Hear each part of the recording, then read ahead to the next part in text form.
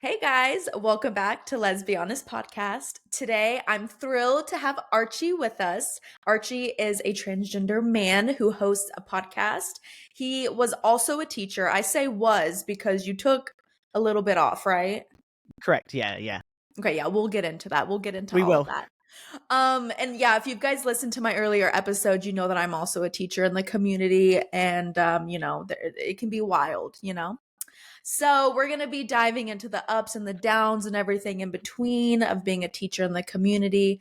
Archie, you have a lot going on for you. So, Oh, yeah. I'm excited to jump in and just pick your brain. So, let's get Sounds started. good. Everyone, welcome Archie. Thank you. You can pick my brain as much as you like. I'm an open book. Okay, good. I will pick it. I am going to pick it. That's my job. It's good. Okay, so first I want to talk about your journey. So hmm that's kind of broad. You're probably like, Kinley, what do you mean with your journey? So first question, can you share a bit about your journey with transitioning? What Yeah. were some of the first steps that you took? That kind of stuff. Yeah. So the first steps I took was just admitting to myself that I was trans, because that's probably the hardest thing as well, is actually come to terms like, hey, this is who I am, and this is something that I need to go down at the path and search and go through that. And so the first thing was I came out to a couple of friends and my partner at the time, who is definitely an ex now, because the way that she received the news was not great. Um, yeah, so it was kind of like, hey, you can do this, but we won't be together. And I was like, okay, like I need to do this for me. Like because she was a lesbian, she's like, I am a lesbian and I'm attracted to women. And I was like, that's okay. Mhm. We don't have to be together. This is something I need to do and I'm going to do. And in Australia, it is a long process. I'm not sure how it is in the States, but it is a very long process here. So you kind of have to go to a doctor first. Then you get a mental health plan. So then you can then go to a psychiatrist or a psychologist, and then that actually gets subsidized. So then all your appointments don't cost the full amount. You're able to get something called Medicare, which I think is similar to the Medicaid or in the States. And so Okay. otherwise, if you don't, you have to pay like $500 instead of the $350 or whatever it may be. Then from there, you see a psychiatrist or a psychologist. You then need to go to get your referral from that psychiatrist or psychologist to an endocrinologist who can actually provide you hormones. And from there, if your psychologist or psychiatrist is not familiar by your endocrinologist, you then need to go to a different psychiatrist, which is what I had to do, which is really annoying. So yeah, I went from a psychologist to the endocrinologist to a psychiatrist, who then was very condescending, and I had to write a 3-page essay about the pros and cons of transitioning, and yeah, and all this kind of stuff. And the psychiatrist said it's going to be 12 months. I said, what? Like, yeah, it's going to be 12 months. After 3 months, I ended up getting the letter, like saying it's fine. But it's like, don't freak people out like that. So from starting the actual process, it was over 12 months to start hormones. And then when you start hormones, it's a whole different journey. And then, you have to check your levels constantly. And in Australia, we're very different. So those of you who are watching, most people would have seen on Instagram that with injections, most trans men will inject themselves like once a week with a small little vial. In Australia, we only inject ourselves once every 3 months to 4 months, depending on your levels, because we have a long-lasting testosterone. So it's at 1,000 milligrams at once, where I think with most trans men in the States, it's either 10 or 15 milligrams. We do 1,000 milligrams at once, and that lasts for a long time. And yeah, so that's the whole journey. And then if you want, you can go get surgeries and whatnot, and go to certain specific surgeons based on where you are in the world. Yeah. Okay, so how do you feel? Yeah, sorry, there was a lot. I I loved know. that. Yeah. I loved it. So how do you feel about it being a long process? Do you appreciate it, or are you like, Mhm. no, it shouldn't be this long process? See, I personally appreciate it because, working as a teacher and seeing how kids go through like different things, and they'll do stuff and they regret it afterwards. I think it really shows that, hey, if this is something you need to do, this is a process that you're going to go through. And it gives you a lot of time to really think, like, because you do have some people who are non-binary or gender fluid who at the start might think they're trans. And at the end, they're like, oh, I really wish I wouldn't have started hormones a little bit earlier, and that had I had that time to develop. So even though there is a lot of red tape here in Australia, I think it is a good thing. And that's why things like when you see on the news, people say, oh, the youth are having hormones and they're getting surgeries. Like, they're really not, because it's a really bloody hard process here. So, it's not like, hey, I wake up the next morning and I want to be a boy, I'm going to be a boy. It doesn't work like that. And so we've also got the support and the medical evidence to prove like it doesn't happen like that. So I think it's a good thing. I know for a lot of young trans youth, they are very disheartened about it, about the long waits. And with some of them as well being young, and if they're trying to go down a different process, it does take them a little bit longer, closer to the 24-month mark. So it all depends on your support networks and that kind of thing. So it can be hard, but I think in the long run, it gives you time to be super reflective and really think about your process and where you want to go. I love that. No, I Yeah. am the same way, especially as a teacher. I mean, I work with the little kinders, so like they're not really thinking about, that Yeah. stuff yet. And so no, I respect that. I was at a charter school and, that's from kinder all the way to senior year. So I Yeah. taught the little ones, but I still saw all of the older kiddos, and it is very true. I feel like the process that Australia has, I feel like it's good that they I don't I guess give you guys the time to be reflective. I like how you use that word reflective. Yeah. That's really good because it is unfortunate because there are times when people do think that they're non-binary and then or they, and then they go through the process of wanting to start the hormones and they're like, "Oh shit." Well, you know what I mean? So I think the long Yeah. process is good because it Yeah. does help them to be able to reflect on everything, to give them Mhm. time. I mean, it is something that is very important. So I feel like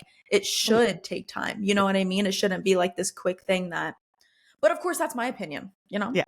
Yeah, Yeah. but no, it's exactly it because you want to have that time to really, really think, and it's not just a snap decision. You really need that time, and I don't know about there in the states, but it does seem that some kids get on hormones a lot earlier. Where here, it is very rare for anybody to go on hormones before the age of 18. They do hormone blockers to stop the effects of puberty, but it's very, very rare here in Australia to see anybody under the age of 18 who does go on hormones. So I honestly I need to educate myself more on this topic, like seriously, Yeah, because it is a topic here in America where people are like, which it's so controversial, and there's so many yeah. people that are going to the extreme being like, these kids are like mutilating their genitals and like they're just going Hmm. to the Hmm. extreme, and I'm like, I can tell you for Yeah. sure that's not happening. But with the No. hormones, I'm not really sure what the age is. I don't know if it's Mm, like there needs to be parental consent type of thing, like how yeah. with tattoos, at least in America, if you get a parental signature or consent, you can get a tattoo Mhm, under the age of 18. mhm. I'm not trying to compare the two, but I'm just trying to Yeah. think, I wonder if that's how it is here. But I do know that it's not easy. Like, it's not easy for minors to just get these things. You know No. what I mean? And there's people that are like, these kids are going to school and then they're coming back the opposite Yeah. gender, and I'm like, It doesn't work that way. But it's just all the misinformation because people love hate and people love to hate things that they don't understand. It's pretty much it. that's 100% it. Yeah. Exactly. Yeah. Okay. Um I can talk about one topic forever, so I have to remind So can myself I. So can I. Yeah. Kinley, come on, we got to get going. That's so good. What would you say is the most challenging aspect of your transition? I think mentioned a little bit at the start is just admitting to yourself that you are Okay. trans. I think, because it is a big thing and something I've thought about since I was younger and I kind of like boxed it up, hit it. That was definitely the hardest for me. I think also starting hormones because you don't realize how much hormones affect your emotions. And so starting hormones and the way they do it in Australia is you have 1,000 milligrams, you have it every month for 3 months. It's to start up your kind of reserve where that 1,000 milligrams is like once every, 3 or 4 months. But to have it at the start, you've got this like intense emotions, all these things. Like I was like, am I making a mistake? My voice sounds like absolute horse crap because I was, singing at the time. And like, I was like, I sound like a chicken. Like it doesn't make any, like all these things. And so that was a lot to go through in the first 3 to 4 months. I was like, have I made a mistake? You go through all those kind of things. Like have I screwed up? There's no going back. I like, my voice is never going to be the same, that kind of thing. But then once I got over that, I was like, this is amazing. But it was those first 3 months, I think were really, yeah, the hardest part. Yeah. When this wasn't, I don't think this was in one of my questions, but I'm just Mm, thinking, that's all when, right. like, how do I word this? What was like, and I'm sure it was a process of like your Mhm, brain, like trying to figure this out as well, but like, when was the moment that you were like, I want to, I want to transition?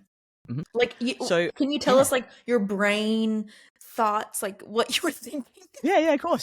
So before transitioning, I actually came out as gender fluid because I was like, I'm not feminine. I don't fit that mold at all, and constantly was being mistaken for a boy anyway. I was very androgynous looking, short hair, that kind of thing. Super like the Shane look from the L Word was kind of like that kind of thing. And then. Going gender fluid and stuff, it still didn't fit right. Like I still didn't feel like it was the right box for me to make sense. Like just to put it simply, and then the more that I was going out, the more I was seeing the older lesbians and that kind of stuff, and I was like, that's not going to be me. I can't see myself living that way. And the more I looked at myself in the mirror, the more I didn't like, and the more feminine I thought I was. Even though all my friends were like, you don't look feminine at all. But that's just the way your brain plays tricks on you. And so then it got to the point where it was like, I can't look at the mirror anymore. I can't be like that. I don't want to be like those older generation lesbians because that's not who I want to be later on. I know that sounds weird, but that's just, how I was thinking. And then it Yeah. kind of was like, I need to do this or I don't be around. And so then I made the decision to do it. Well, good for you. Thank you. Good for you. No, seriously, good for you. Yeah. What would you say was the most or is the most rewarding aspect of this whole journey? Just I'm actually a better person. If I know this kind of sounds weird, but I'm a better person because I'm allowed to be myself. There's no masking. I had a temper, like I was holding things in. I was doing Yeah. stupid, idiotic stuff to try to fit into everybody else and things that weren't me because I was like, well, I need to be more like them because they seem like they're happy. So I'll do what they're doing and all this kind of stuff. And then when I allowed myself to be myself, I actually grew up really fast. And I was like, I allowed myself to be me and an adult where I was kind of stuck in this like not teenage but young adult kind of mentality for a very long time because I wasn't ready to take that next step because that wasn't me who before. So allowing myself to transition, I was able to grow and become the person that I am today. Yeah, no, that makes sense. I mean, I feel like when you finally, like you said, when you finally come to the terms of like, okay, I'm going to do this, Yeah. I feel like that's just such a relief and you are able to let go of a lot of anger and a lot of things that you have been holding in because Mhm. you have these feelings of something's different. Like I want to do this, I want to do that. And again, taking that leap is scary, Yeah. especially in this world. So then when you finally do it, it's like, Yeah. I can just be myself. So Exactly. I get that. I love that. Yeah. What advice would you give to someone who is just now starting their transition journey?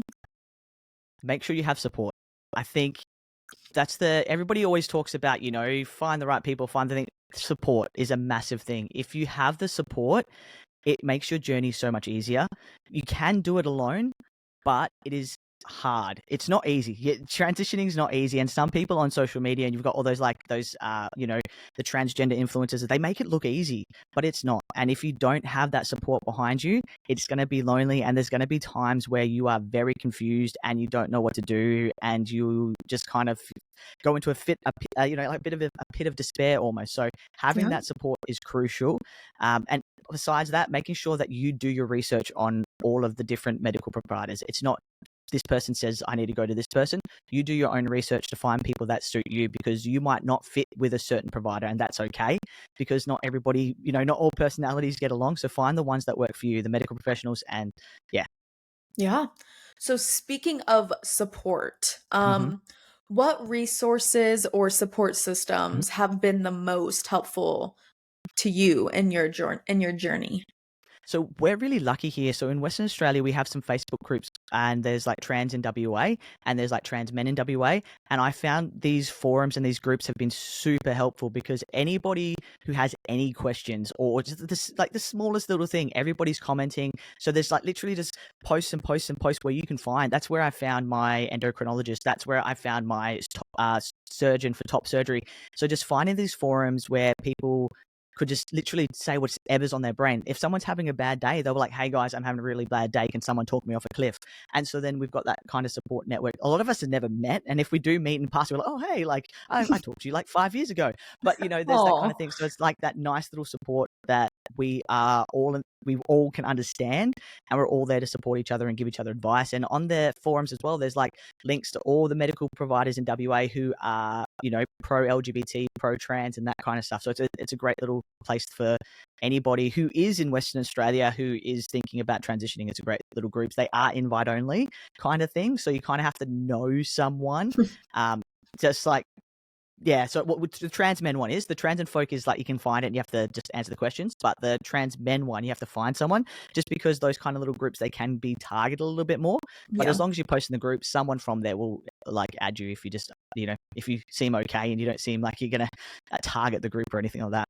Yeah. Yeah, there's groups in the States as well. Mm. But the thing is, it's like there can be people that are acting like they're wanting to ask advice, but then they write something that's like Yeah. so horrible. And it's like, it's just so like I can talk about this forever. It's just so annoying when people Mm. go to the extreme of being hateful. I know I just like totally flipped everything that we're talking about. Like I'm not even like That's talking okay. about this anymore. You're good. But You're good. it is sad because those Mm. forums and like those pages, they're there for like helping people feel a sense of community, and then there's those Mhm. freaking weirdos that go on there to spew hate, and it's Yeah. just I know I just went It's on a why rant. But It yeah, but is. why? It's like it takes so much energy and effort to do it. Why waste your energy and effort on it? Like it doesn't make any sense. But no matter what, every society has people that love to hate just for the sake of it. Would you say Australia is pretty accepting? It's more accepting than the States. It's not like we do still have our bogans, which is your kind of rednecks, and so they are yeah. So we call them bogans. Like I have family who are bogans, but they just don't understand to the same level because they're not constantly surrounded by it. So I don't use it as an opportunity to say, hey, like people are homophobic, sexist, racist. I said they just haven't had the opportunity to learn yet because growing up in small country towns or being surrounded by those people, you just haven't actually expanded your actual group and your understanding yet. So I have had family members who were homophobic when I was growing up, but then now hey, they have a trans nephew or like cousin or whatever, and they're so much more accepting now. You know what I mean? So it's like, and Yeah. these guys, I thought they would never accept me, and so I think no matter what, every place has it, and it is sad because they're usually the loudest, but they're not the majority. So I think someone was telling me recently that there was a survey in Australia, and I think it was like 70% of people still believe in same-sex marriage here. So which is huge, and Which is we had huge. Yeah. yeah. We had our elections, and our our prime minister won again because we had the opposition leader spewing hate and trying to do what Trump did, and it didn't work here because hey, we don't want division, we don't want hate. They try to get rid of the DEI. We don't call it exactly that here, but they try to do that as well, and it didn't work here because people are like, we don't want that here. So I think we're very lucky, and as long as we still have these great supports, and the WA government here have just pledged $1 million to LGBTQ plus reform in WA. So it's huge here. I was being part of panels here in WA where they've been asking LGBTQ plus individuals our voice so that they can make reforms that actually impact us. That's amazing. America could Yeah. literally never. Right? Like it's insane. Like I was thinking about this. I wanted to ask you this. What Yeah. is your perception of America? Like I want to Yeah. just know an outside perspective. Like what do you think about us? Or not So, yeah, I'll just yeah. let you answer. So I have a lot of I have friends who are American, who I went to university with, and that kind of stuff. And I do get like both sides, but from the outside looking in, without talking to anyone, it does look like it is a racist, homophobic country. That's what it looks like. It really does. And I know that talking to my friends are like, it's actually not as bad. Like it is bad, but it's not as bad as what social media and the media put out because they like the division, they like the clickbait kind of stuff. But from the outside, it does look very homophobic, and it looks and I know this is going to sound bad, dumb, because why would you elect Trump? That's kind of the thing. Like that's the yeah. from the outside, because we have compulsory voting. Everybody has to vote whether they like it or not. So we also think it's really silly that, I think it was like, what, 3 billion people or how many didn't vote. Like, what is that? You have a right, and then you complain afterwards, but you could have done that in the first place. So I think that's a bit dumb to not, like, you know, people have fought for their rights to vote, and then you're just going to throw it away. I just think that's silly. Yep, I am right there with you. Whenever Yeah, I saw the election, like whenever he became president, I was like, and I saw how many people did not vote, I was like, yeah, are you freaking serious? So, yeah. Australia, everyone has to vote. Yeah, so some people don't, because some people do a thing called donkey voting, where they get their name signed off and they just don't put anything on the slip. Mm. But most people do vote and we've got some really great resources. So I'm not sure if you have it there, but we have a thing called Vote Compass, where before the elections, you can just answer questions and it's like A, B, C, D answers, and it will tell you where you align with the major parties or the four major party-esques, where, Yeah. so you've got your Labour, your Liberal, your One Nation, and your Greens, and it tells you whereabouts there based on your choices, which policies align with you more. So it's quite Oh. interesting that we have those kind of resources. And we also have a lot of influencers here who are very into politics. And so then they're there sharing all the information they know. And just before the election, because we have preferential voting, it's a great thing. Preferential voting means, hey, if your first choice doesn't get picked, your second choice will get the points. So it's like, no matter what, your voice has you have a say. No matter who you pick, you can pick 1 to 20, and so you don't have to vote the major parties 1 and 2. You can vote the smaller parties 1 and 2, and if they don't get the votes, then it goes on. So it actually works better here. And so I think as well, the younger generations in Australia are understanding how preferential voting works more. And so the younger voice and your Gen Zs and your millennials are actually having a bigger say in politics now. And which is quite interesting. And we had the old generations who were only ever voting, your boomers were voting Labor or Liberal. But now with the preferential voting, we have a power, and people are starting to realize that. That is so good. I'm going to move to Australia.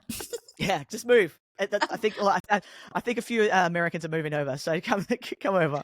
I wish. I freaking wish. No, yeah, and it's Yeah, unfortunate because a lot of like the red states, like I'm in Texas, yeah, unfortunately, but luckily I'm in a very liberal part of Texas. yeah, But a lot of people were like, I'm not even going to vote because it's a red state and my vote's not going to count. And I'm like, oh, please don't do that. Like, yeah, exactly. just try, and I feel like that's why a lot of people did not vote because Yeah, they just didn't think that their vote was going to count. And I'm like, just go and vote, just do it. please. Just do it. Like, why? Why? And and there's, I'm not sure. Do you guys have postal votes and stuff as well, where you can go in early and vote, so you don't Yes. have to wait in the big line? So there's so many Yes. opportunities. It takes Mhm. like 5 to 10 minutes of your day, and it Yep. impacts so many people. And and what Trump's doing is affecting the rest of the world. The tariffs. Like I saw recently, he wants to add another 25 to 50% on tariffs with the steel in Australia. It's like, why are you cutting the heads off all your allies? Like, you know what I mean? It doesn't make any sense. But what do you wish people understood more about the transgender experience? That we are just trying to live our lives, and each person's experience is very, very different. I am very happy being stealth and being in my work days. My friends, they all know I'm trans, like podcast trans, like when I do music things, depending on the crowd and where I'm booked, I will be open about being trans. But the thing is, everybody's journey is different. You can't lump us all in the same box. Everybody's gender fluidity is also different. So the thing is, we go through a lot of heartache. We go through a lot of money just to live. We're not there to take over bathrooms. We're not there to take over sports. We're not there to take away your rights. We're just here to live, and that's it. Like, when the transgender population makes up less than 1% of the population, why is there so much hate? Why is there so many bills, laws, and reforms that are attacking the trans community when, hey, we just want to go to the bathroom. We just want to get changed. We just want to live. That's pretty much it. And if you, like, a lot of the time as well, you've probably been in the same room with a trans person and you haven't even realized. Like, come on, Yep. like, that's it. It's really that simple. No, I'm not going to go on a rant about this, but I understand like all of the things that are trying to be passed here in America, and I'm like, Mm, we have shootings like every day, yeah, and we're focusing on the LGBTQIA plus community. specifically Makes the no trans sense. community, like when they are literally just living their life. Like Hmm. I know I want to like jump into someone's brain that has that thought, and I just want to know what they're thinking, because I'm like, it it just doesn't make sense to me. No, Just it literally doesn't. You're attacking someone for the sake of attacking someone. It's similar to, what used to happen before, and when, women of color and men of color, like, they were just different, and so people used to attack them just because they were different. just because they're different. Exactly. People, Yeah. yeah. And like the word different, it's like, okay, I'm not gonna go. I'm not gonna go on a rant, but you get me. You get me. I get it. I totally get it. Okay, maybe you kind of already like sort of kind of skimmed over this, maybe. I Yep. don't know. What would you say are some common misconceptions about the transgender community that you'd Yep. like to address? Okay, so transgender community are confused that we Mm. are mentally ill. That, we're not confused. We're just trying to make sure that what is on the inside aligns with what's on the outside. That's all it is. Like, hey, I've always felt like a boy, and I've worked out from the age of 6. I've always felt like a boy, and I've hidden that. And there's also, I spoke to someone recently where it says it's actually in development. I think it was like 6 months or 9 months in the brain is where you develop your sexual identity and your gender identity. And so it's part of us. It's not something that, hey, woke up the next morning and, oh, they've had trauma and this is why they're dealing with it to get away. Like, some people may, but that's not everyone. So it doesn't make sense to be like, oh yeah, they're sick, they're put them in a hospital, mental hospital, all that kind of stuff. Like, I am an educated person. I am a teacher and I am not confused. I know exactly who I am, and I've always been this way. Another misconception is, trans women are trying to take over sports. There is 0.03% of trans women in female sports. 0.03. If trans women were trying to take over sports, don't you think there'd be closer to 1%? There's really not that many. And hey, like, there are some trans women I've met who's like, hey, I'm really shit at sport before. I'm still shit at sport. I'm not doing the hormones to be on different teams.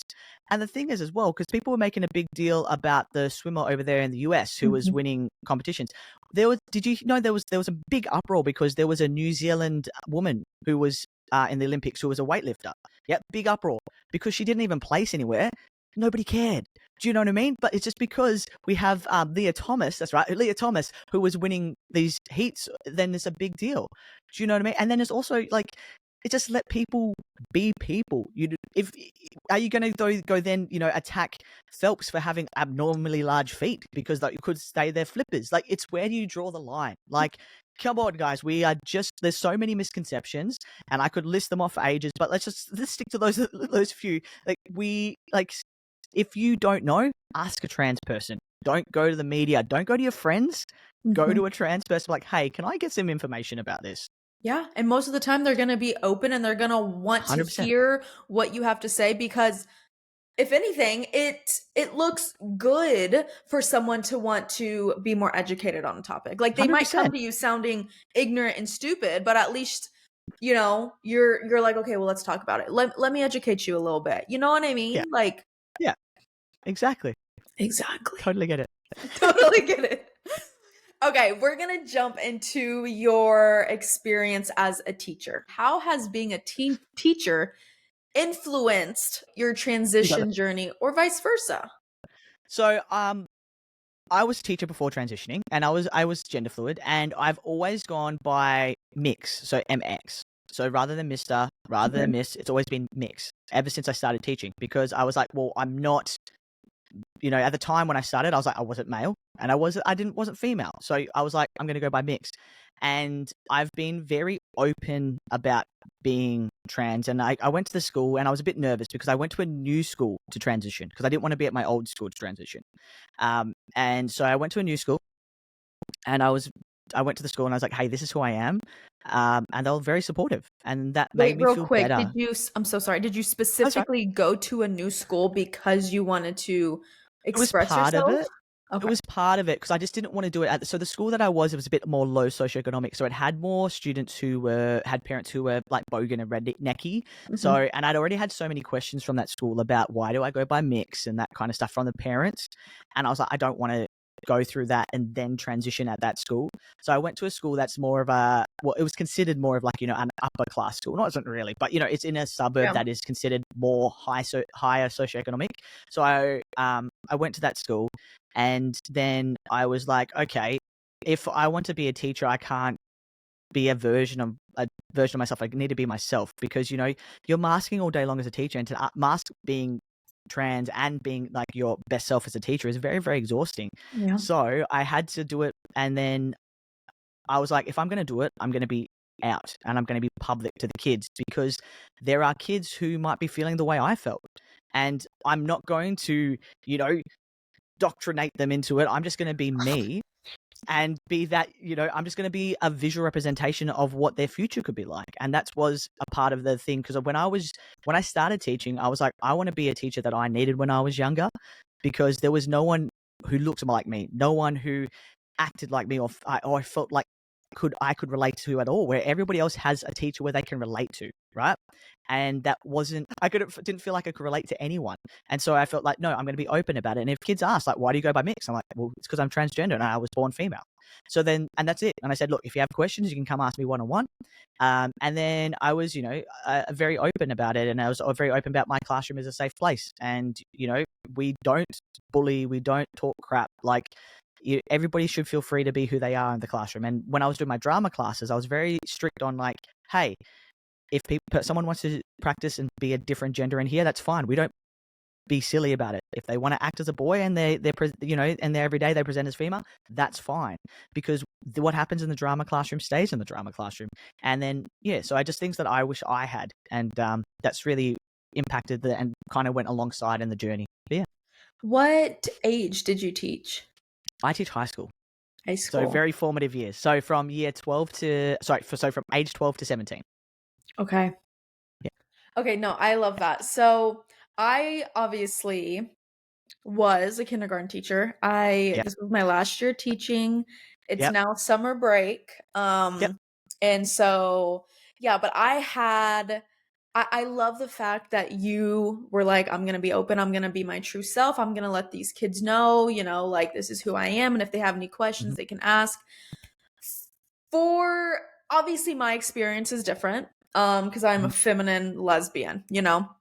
Yeah. Um, and I can pass as straight passing, Yep. if we want to use terms. And so parents didn't really ever question me until they looked into me. They looked into Yeah. my socials, they looked into all of that stuff.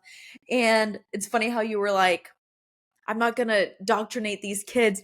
These parents were thinking that, like, since I was gay, I was going to like cause these kids to like question their sexuality. And I was Yeah. like, there was just so many crazy instances where I was like, they would come to either my principal, or they would take me to like the board meetings, and they would say the most diabolical things. And like, I had this book. Okay, Yeah. I'm about to go on a little rant. Yeah. Go. Okay, it was a book.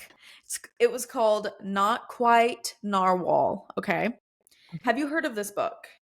Okay. Mm-mm. It's an amazing book. You Not at should all. get it. I mean, Okay. you teach high schoolers, but I mean, they'd probably still love it. Um, it was a book about a unicorn that lived under the water, and he lived with narwhals, okay? And he didn't think he was a unicorn because he was around the narwhals. But like, the narwhals never told him like, "Hey, you're a unicorn," because the unicorn was just chilling, you know? He was just Yep. living his life with the narwhals. One day, sorry, I know this is stupid. I'm sorry. I'm just No, trying to keep give going. you the Keep going. background. Yeah.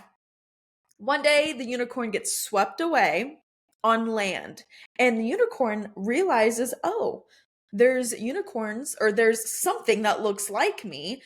Maybe I should hang out with them more, and like, maybe this is who I am. Anyways, it was all about just inclusivity, like loving your differences, like that kind of stuff.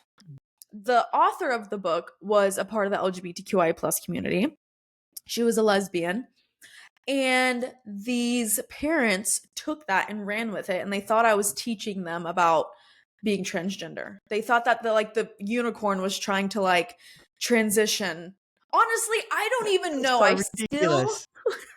I still am like, I guess everyone can interpret things the way that they want to interpret it, like, even if it's, like, totally diabolical, but I was like, and it's the fact that I was also part of the community, that's why they made the connection. I feel like if I Yeah, was a straight person, they wouldn't would've been matter. like, "Oh, like this, whatever." But it was the Yeah, fact that I was very openly gay on my socials and, like, have a podcast, so I yeah, think they took that and ran with it. But anyways, I don't know what my point was. I think it was just to let you know that, like, I love that you were able to be your full self because I Mm. wasn't, and that's why I quit, because it Yeah, was just like these the the parents, there was a lot of great ones, but the parents were yeah, just, and it was also because I taught the littles. And yeah, kindergarten, it's like their babies. It's their first baby. So, but yeah. anyways, They're I very, love. very precious. Yes, and it's, yeah, and they want to know everything about everything. So Yeah, I respect that they were doing everything that they thought they needed to do to protect their baby, but there was one yeah. conversation I had with a parent, and she said she just wants to make sure her kid is safe in my class. And I remember that just stuck with me because I was like, why would your kid not be safe in my class? Yeah. You That's so know? stupid. It's like just because of a book, they're still going to be safe. It's just a book. Yeah, I'm like, I swear your child is not going to try to transition into a unicorn or Exactly. or whatever. Yeah. No, but I can't even, and it sucks to say this, but there are so many, and you've probably seen the crazy stories here in America where teachers are getting fired for being openly gay, or like Which is having a yeah, picture of them and their partner on their teacher on their desk, and that being too much. And but it's like, okay, well, if that was a hetero couple, it wouldn't matter. Not at all. No, it's absolutely ridiculous. And it's like and that is hard part of not being able. See, I'm pretty lucky that Australia's pretty open in that regard because the kids didn't care. They're like, okay, I go by mix. So I'm transgender. They're like, okay, that was it. That was the extent of it. And it was found it quite interesting because there was like some really riffraffy boys, and I had them throughout the years. They gave me a little stick at the start because it's different, whatever. And as I was with them every year, they became into year 11s by the time I left the school. And when someone tried to give me stick on the outside, they were like, "No, you don't do that." It's like, and mm, these same kids gave me. So it's quite interesting. It's like, hey, well, actually, I've got to know you. And then every morning in the hallways, hey, Mix, how you going? Like, so it's very interesting. Like, if you just allow them to get to know you without forcing it down their faces, they're like, okay, this is just part of who you are, and it's normal. This is who, like, it's not like, oh, it's Mix, the trans teacher, like, oh, it's Mix, yeah, that kind of stuff, because you just become normal to them. I yeah, know it sounds sick, but it's just normalizing transgender people to students in a way that they can understand. yeah. That's pretty much it. Did any student, were they ever like, "Hey, can you like explain to me what being transgender is?" Like, has anyone ever like wanted to Yeah, really, and how do you, like, do you yeah. have to like ask the parents if it's okay to talk to them? So I kind of just go to the fact where, like, when the kid's like, "So what is trans?" I said, "Well, I was born female, and it didn't reflect with me, so I transitioned, and that's as far as I go." And I said, "That's as far as I will go. If you want to learn more, that is on your own, but that's as much as I will tell you because that's all you need to know." And there will be kids like, "Oh, have you had surgeries and that kind of stuff?" And I said, "It's none of your business." Yeah. I say it's really none of your business. I will share what I can share, but other than that, I can't. Even I've had kids because I used to run the LGBT clubs and that kind of stuff who asked, and I said, look, I can't give you that information. I can say, hey, I can lead you to these websites, but I can't give you that information because I'm not legally allowed. And I said, look, I would love to help you through your journey if that's something you want to go on, but your parents need to be here. And with having parents that not always have the most supportive parents, and I said, look, so I can give you these links and I can give you this information, but I can't give you any more than that. And so parents don't realize, like, we actually really tied by the legislation and the Department of Education of what we can say to kids. So we aren't, you know, changing their minds. So Mm. it's quite interesting. Yeah. No, yeah, it's crazy. Have you ever had any parents come to you and be like, "Hey," like, has any parents ever given you any like shit for who you are? Only at my first school, just because they were confused. They were just like, "What is mixed? Can you explain mixed?" And so I think I had a 30-minute conversation with them on the phone. They're like, "Okay," and then they're like, "Thanks, that's it." That was like they came with like their, that you can hear the tone in their voice, like, "What is this?" And I was like, "Okay," because obviously the kid went home and said, "Oh, we have a teacher and they're called mixed." Da, da, da.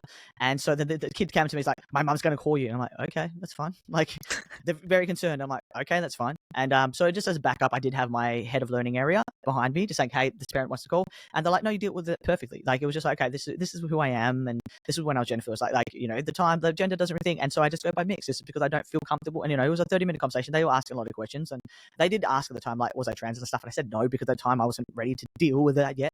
But and that's the only thing. And at the school that I was recently at, it's like, uh, everybody was fine. The parents didn't care, and I had a lot of parents who were actually queer, or parents who had a child who was queer actually came up and thanked me for being open and being me at school. So it's very, it was very, very different to what's happening over there in the States, which is unfortunate that is happening over there. But yeah, parents are great. And and I am on leave without pay at the moment because I'm taking some time doing some relief and trying to decide if I want to go back to teaching. Probably not, but I try to do, that kind of thing. And I've had to, I've went to a couple of events at the school just to like, see you around and whatnot. And the parents coming up and saying, it's great to see me, and like, how am I going? And then, parents who had kids who are queers, like, hope you're doing well and that kind of stuff. So it's, the parents actually care, which is nice. And it's usually artsy parents, those kind of, the other ones are like, they care more about the science and maths or whatever, but, so they don't really get to have as many conversations with them. But I've been really, really lucky in that regard. There are probably, transgender teachers out there in America, but you don't hear of them. And it's really sad because Yeah. my next, subject, my next question was going to be, which I already know your answer, but I just want to hear you elaborate because you're so good at speaking. Thank you. You're welcome. You sound so educated. It's the teacher voice. That's what it is. Do you think gay representation in classrooms is harmful or helpful? And then can you explain? So gay representation, when it comes from a queer teacher, is helpful. When it comes from a teacher who is not queer and has no understanding, it can be harmful. So it can be a bit of both. So as someone who is queer and I'm just openly there representing who I am, it makes kids understand that this is normal and that, hey, if they are queer, it's okay. And I'm very big about like, we don't say that's so gay in the classroom or anything like that. I call it out and I say, hey, everybody, this is a teaching moment. Why don't we say this? Because, hey, you don't know if the person next to you is gay, or you don't know if the person next to you has a family member that is gay. And you've just told them that they're stupid and an idiot and less than you, or their family member is. And so I'm very big about that. But if you have someone, and I have seen it, who is not queer or LGBTQ plus, and they have posters and they get those same kind of questions, they can't answer them. And so because they can't answer them, they get uncomfortable. And so then the kids feel like it's an uncomfortable thing to talk about. And so then it makes it more taboo. So it really depends. I think if you're comfortable talking about it and you can, queer representation is amazing. But if you're not, then you've got to understand what you can and can't do in the classroom, because you might make it worse by not having the right answers, because kids will take a little hesitation and they'll run with it.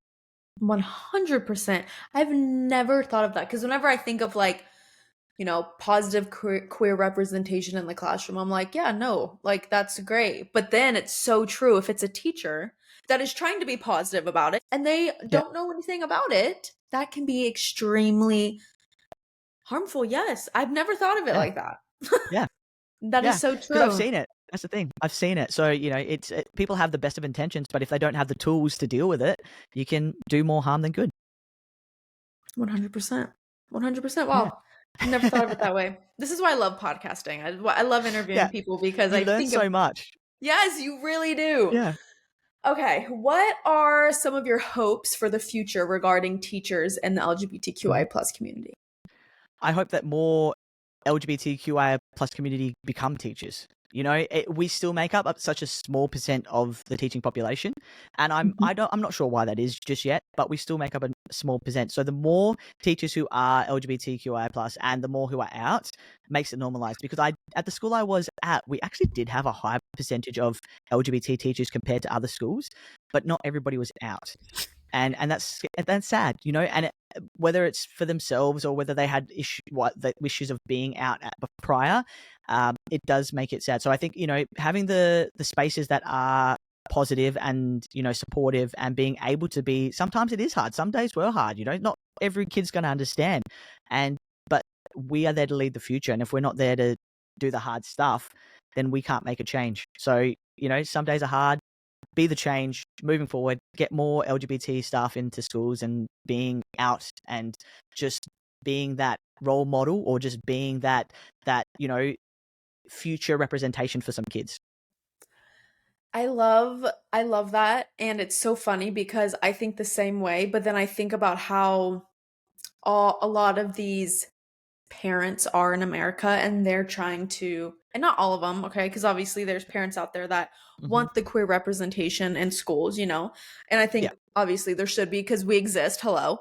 But it makes me think of the parents that are here in America who are literally like trying to take away the queer representation in schools. Like they Yeah. want to, the whole banning books, like it's this crazy thing happening here in America. I don't know if it's happening in Australia, They but tried it. and it didn't pass. No.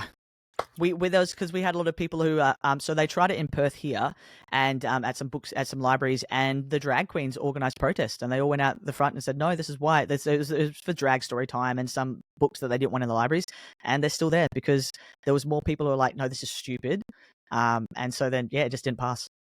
Oh my god. I freaking wish. Yeah. Yeah, I don't know. Anyways, my brain is everywhere. Okay, so Yeah. yeah, so the parents here, they're trying to do all of that, and that's so amazing that in Australia it didn't pass. That's so great. But it's funny. Actually, it's not funny. It's what is the word? It is mind-boggling. I could probably Hmm. think of a better one, but it's That's a great word though. mind-boggling that there's one side of people in this world that are like, no, it's harmful. It's harmful, you know, this and that, whatever their freaking excuses are. And then there's the side that's like, well, we exist. So why don't we have this Yeah. representation in schools? And it's like, and again, I love how you put it. Those people on the other side that are like against it, it's because they're not educated on it. They just don't know. You know what I mean? Because if they knew, they would know that there's no harm that goes into this. There's no harm that goes into reading a book. Like this reminds me of something. I read a book, it's called Love is Family or something like that. And it's a book, it doesn't talk about LGBTQIA plus at all. It just Mhm. has different pictures of what families look like, and families look different, you know? Yeah, I've seen that. I saw it on TikTok. Yeah, yeah, yeah, yeah, yeah. Okay. And Yeah. it would be like family looks like, and it'll be like you know, a married couple cooking dinner, so it'll be like family looks like cooking dinner together. And then anyways, on one of the pages it was two men, and then on the other page it was two women. They were Mhm. obviously married Yeah, and no kids, because I was reading it to them and I wasn't like, hey guys, these two men right here, they're married, you know what I mean? Like I yeah. wasn't making it this big deal. But Mhm. the parents, you know, because I sent out a newsletter every single week to Yeah. make sure the parents knew what I was teaching, that kind of stuff. And I loved teaching inclusivity, teaching just like families all look different. Like I remember there was a little Mhm. girl in my class, she lived with her grandma, and that's her family. So on Yeah. one of the pages it was like an older lady, and or maybe it was an older man. Either way, it was like one person in a family that was taking care of the little child, and I was like, you know, I don't know, but anyways, I just Yeah. wanted them to know that like you may have friends that have different families. They may look different, but 100%. who cares? Yeah. You know? Just Like everybody just spread love. Stop spreading hate. That's all it is. exactly. And we had a cute Yeah. little lesson on it. My principal like she approved it, you know, like all of this stuff, and then there were parents that were like, "Oh my god, I looked into this and this is like disgusting." And I was like, "Oh my gosh, like why is this It's like disgusting?" 2 pages. Like, come on, get over it. Yeah, I'm like, "Let's get over ourselves." Like your child didn't Exactly. even think twice. No. You You're know what the I so mean? and the thing is, like, and they say, like, you kids don't grow up being racist or homophobic. They're taught that by their parents. And it's so I don't want to use the word funny because it's not funny. I just can't think of the other word. The parents that were always so against these things, they were like, because there were so many parents that were against these. And so my principal was like, okay, we need to think of an alternative for them. Like, my principal was awesome. And she was like, you don't need to stop reading these books. These books are good. And Mhm. so if they have a problem with it, they can come up with another lesson that they can do at home with this kid that like has something to Yeah, do along the lines of like, you know what I mean? Just so they're not like totally missing out.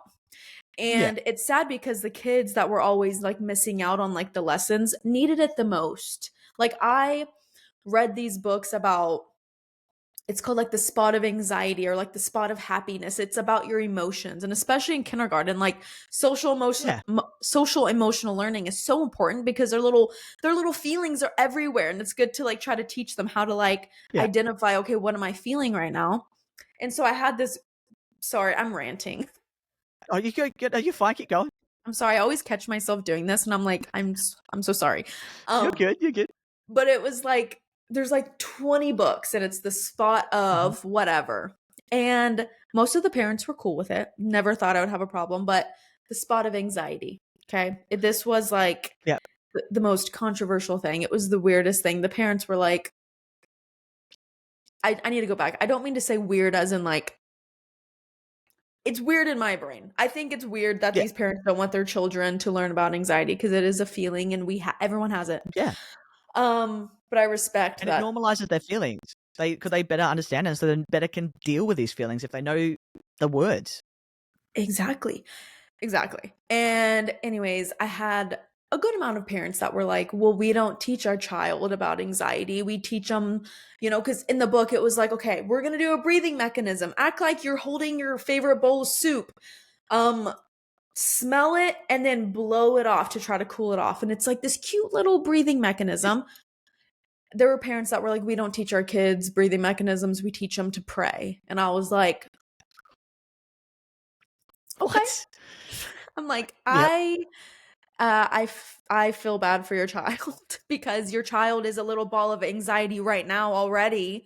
No wonder your child is so anxious. Like Yep. I just always felt so bad because it was like this kid needs it the most and the parent is just like, nope, he just needs to learn to just pray the anxiety away and he'll be good. And I'm like, that's not how it works. That's the way it works, though. Like a lot of parents, it's those kids who need it the most who the parents shelter them, and then they end up having so much trauma as adults because they weren't able to deal with it as kids. 100%. 100%. And I hope one day Yeah. they can get out of their little bubble, these parents, and I hope that they can, Yeah. there's just so much that goes into that, but yeah. Oh yeah. Okay. Okay, moving on. Let's talk about your podcast. So, Yes. you have a podcast. It is called Mhm. Let's Be Perfectly Queer. I like that. How long did it Thank take you you very to much. come up with that? I think 3 months because we decided on the podcast. We knew we were going to do a podcast, and we just kept going back and forth. Do we like this one? Do we like this one? And I was like, oh, let's Be Perfectly Queer podcast. And then we're like, oh yeah, that makes sense because we're like, our podcast is about everything to do with queer. It's not Mhm. just about one specific thing. It's about everything. So it's about making things a bit clearer for those who don't understand, and that's basically it. I So we love it. thought it fit very well.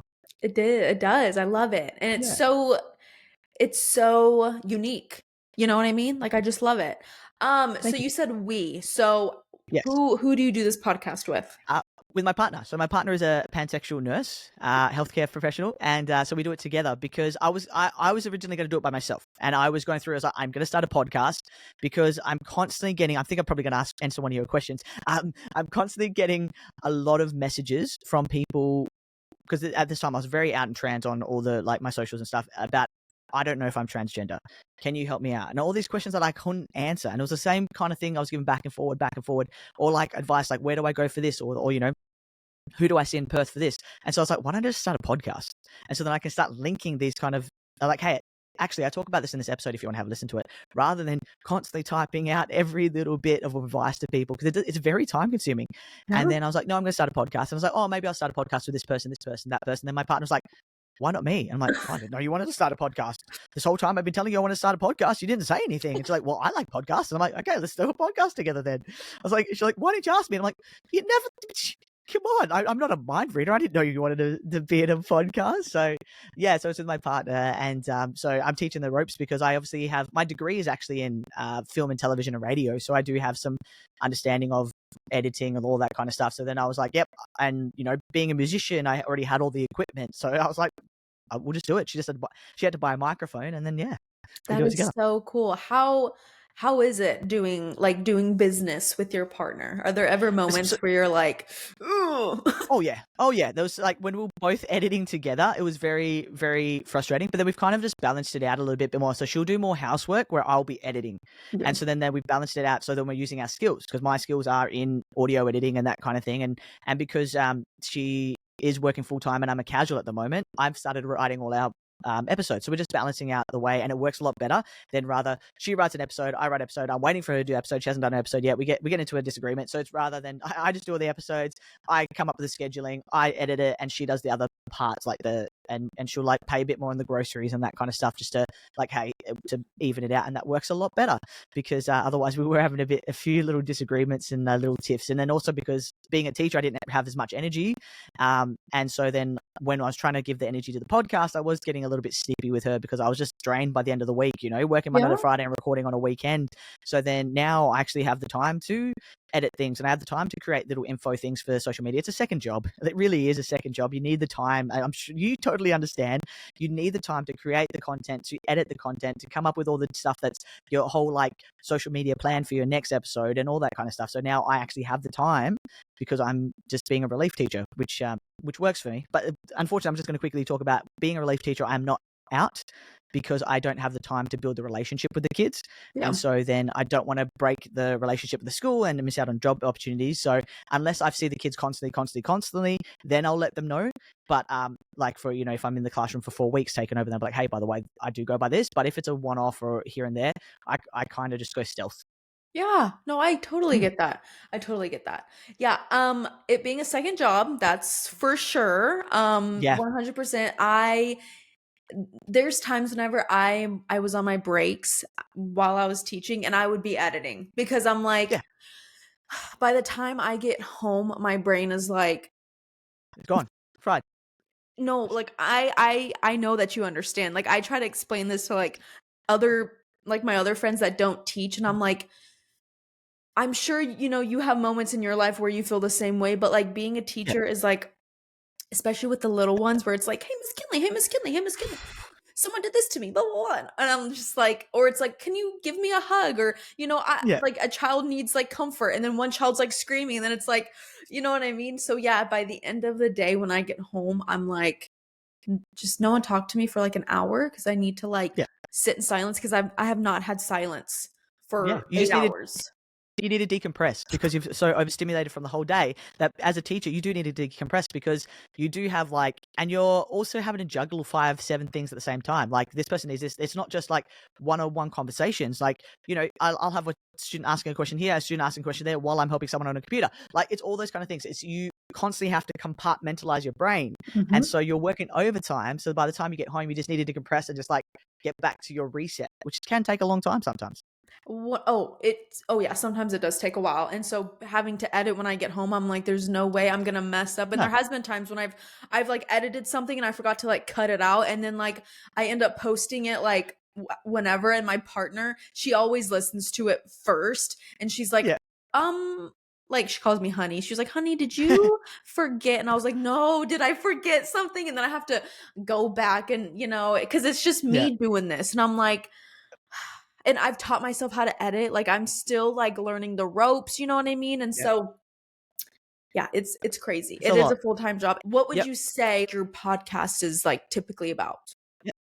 So our episodes are as just a way to inform. It's a way to inform whether you're an ally or a part of the queer community and just getting some more information. It could be a topic you've never heard of, a topic that you're very familiar with, but take with our bit of point of view, because we do a bit of chat in between and we say how we're feeling about certain things and whatnot. So basically it's kind of like a one-stop shop for all different things because we have interviews with special guests. We've had people who write queer comics. We even had Beth McCarthy. If you've heard Beth McCarthy, she came on just before her Australian tour.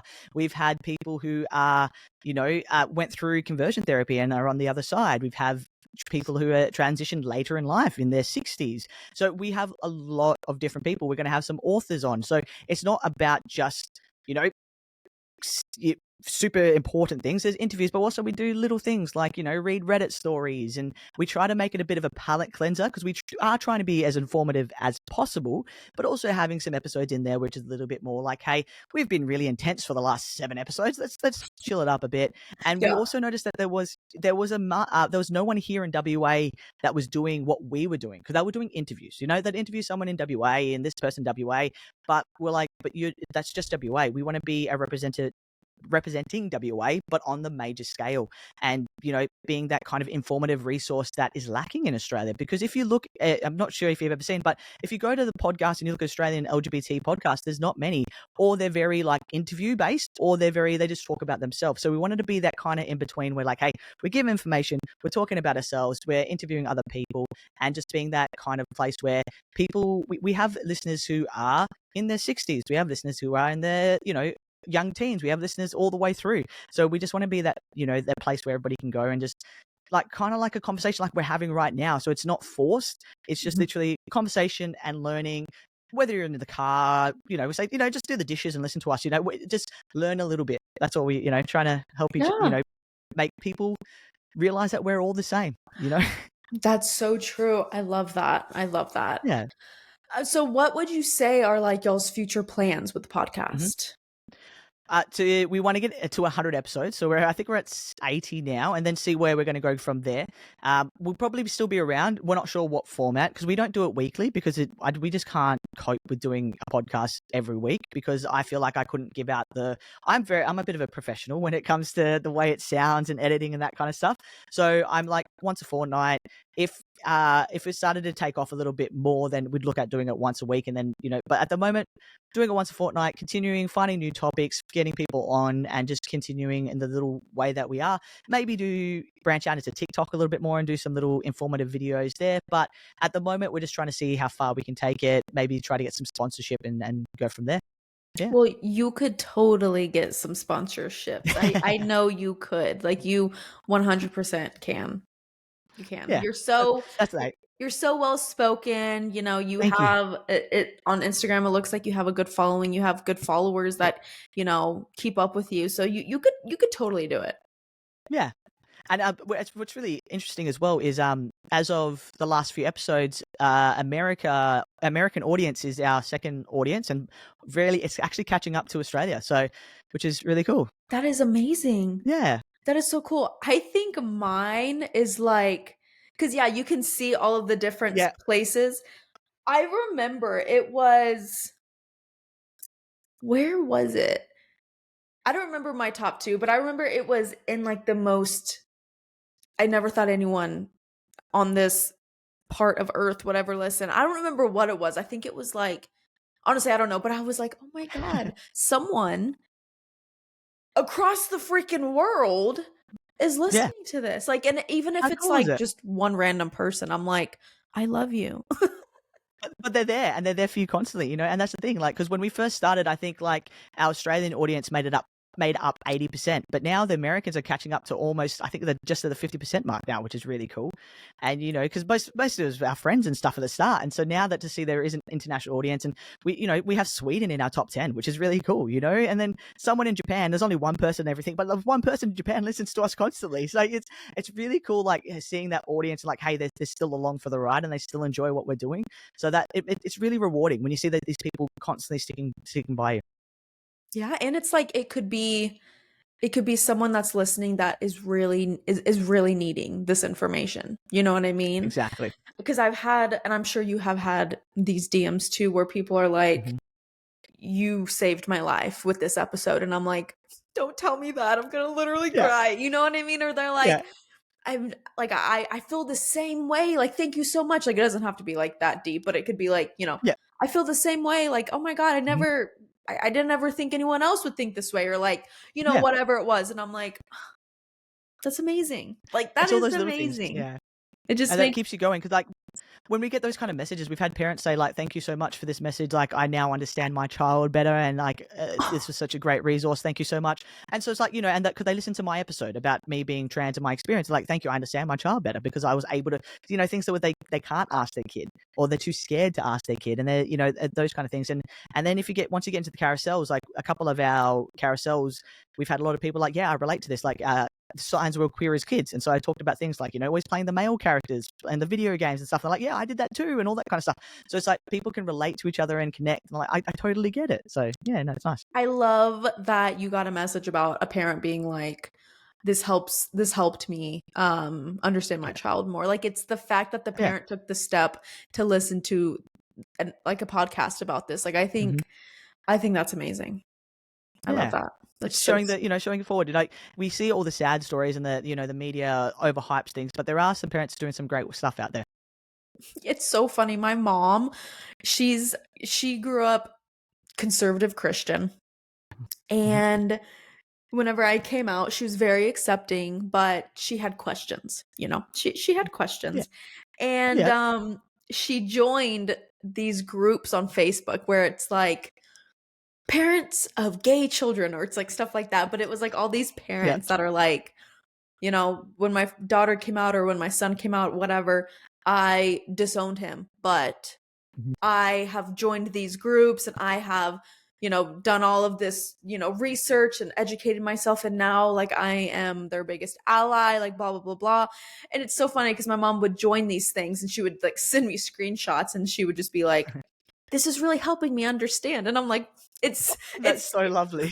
I know it was like funny because I was like, mom, but it was like, oh, she's really trying. Like, she really is. Mm. And anyways, I think if my mom knew what podcasts were back then, she probably would have loved to hear an episode about, Yeah, something like this, something informative that could have helped her. But yeah, so my mom was one of those moms where it was like, I need to educate myself, and she did. And now yeah. she's like the biggest ally. Take her to Pride, like she's the best. But That's awesome.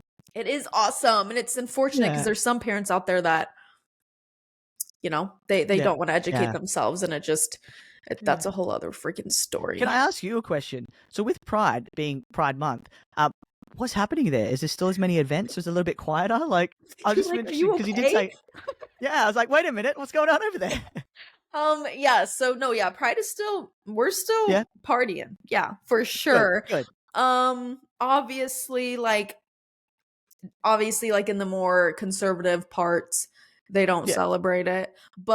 yeah, But yeah, like DC, I think it's World Pride. They're having like this whole thing, but it is unfortunate because there's been so many um I don't know if they're news.